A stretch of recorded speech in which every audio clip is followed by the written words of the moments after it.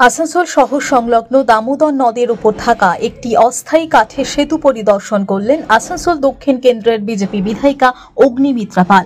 তার সঙ্গে ছিলেন কেন্দ্রীয় জল সম্পদ উন্নয়ন বিভাগের নির্দেশক রবীন কুমার সিং। নদীর ওপারে পুরুলিয়া, একদিকে বাঁকুড়া, অন্য পারে ঝাড়খণ্ড রাজ্য। পশ্চিম বর্ধমানের আসানসোল শহরের অদূরে দামোদর নদের উপর দিয়ে পারাপারের জন্য এই চারটি এলাকা থেকে প্রতিদিন আসেন কাতার দিয়ে মানুষ। অথচ দামোদরের ওপরে রয়েছে একটি নড়বড়ে অস্থায়ী কাঠের সেতু। প্রতি বর্ষাতেই সেই সেতু ভেঙে পড়ে, ফলে প্রতি বছরই নতুন করে টেন্ডার ডেকে নির্মাণ করতে হয় সেই অস্থায়ী সেতু ভেঙে পড়লে বাঁকুড়া পুরুলিয়া থেকে এপারের আসানসোল আসতে হলে প্রায় 60 কিলোমিটার রাস্তা ঘুরে আসতে হয়। প্রতিদিনই এই অস্থায়ী কাঠের সেতুর উপর দিয়ে যাতায়াত করেন স্কুল কলেজের পড়ুয়া থেকে শত শত রোগী, যাতায়াত করেন ক্ষুদ্র ব্যবসায়ী থেকে বিভিন্ন কাজে রাজ্যে আসা ঝাড়খণ্ডের মানুষজনও। কাঠের সেতুটি পরিদর্শন করে রবীন সিং বলেন, সেতু নির্মাণ তার এখতিয়ারের মধ্যে পড়ে না।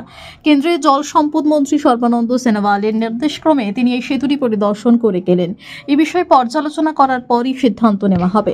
এই নদীর উপর সেতু নির্মিত হবে নাকি জেটি, বিধায়িকা অগ্নিমিত্রা পাল বলেন, দীর্ঘ 34 বছর বাম আমল গেছে, তারপর মমতা বন্দ্যোপাধ্যায় তৃণমূল সরকারেরও 14 বছর হয়ে গেল।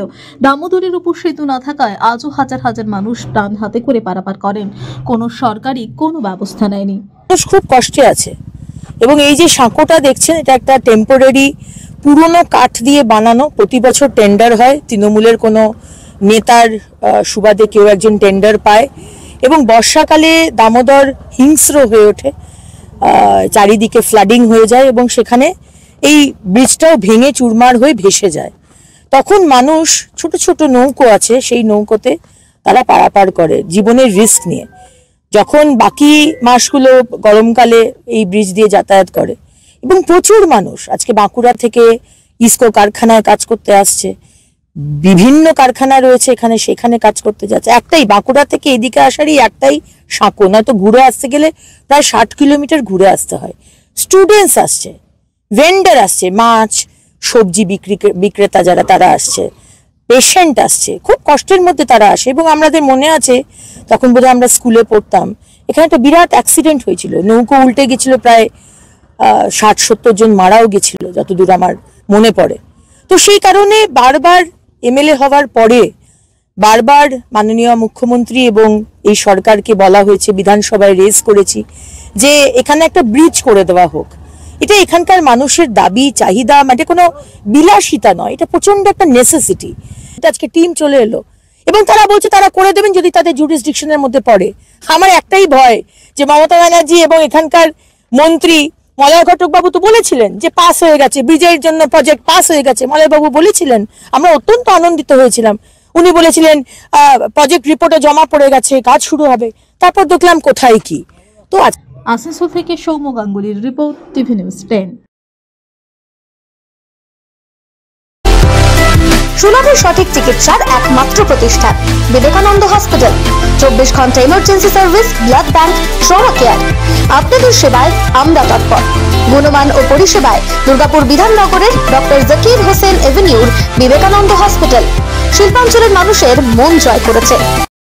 নতুন বছরে সাফল্যের চাবিকাঠি চান? সেরা জ্যোতিষের শিরোপা, ইন্ডিয়ান আইকন অ্যাওয়ার্ড 2024 আর গোল্ড মেডেল প্রাপ্ত অ্যাস্ট্রোলজার আর বাস্তু কনসালটেন্ট চিন্ময় শাস্ত্রীর কাছে আজই যান। কালার থেরাপি, নামের বানান সংশোধন সহ সঠিক মানের গ্রহরত্ন দিয়ে ভাগ্য পরিবর্তন করুন। কল 9609604638 অথবা visit Bengal Ambuja city centre, Durgapur.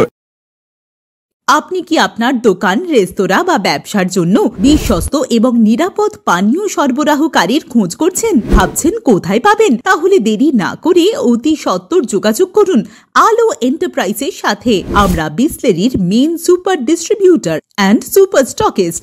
আমাদের এখানে আপনারা পেয়ে যাবেন ভারতের উচ্চমানের নিরাপদ পানীয় সরবরাহকারী বিসলেরির মিনারেল ওয়াটার, সোডা ও সফট ড্রিঙ্কস একদম সুলভ মূল্যে। তাহলে আর সময় নষ্ট না করে মানসম্মত, বিশুদ্ধ এবং নির্ভরযোগ্য পানীয় পেতে চলে আসুন আমাদের ঠিকানায়। ঠিকানা সারদাপল্লী, বেনাচিতি, দুর্গাপুর 713213। বিশদে জানতে কল করুন 9064157482 অথবা 9064457040 এই নম্বরে। আপনারা দেখছেন টিভি নিউজ 10। আপনারা মানে আমরা।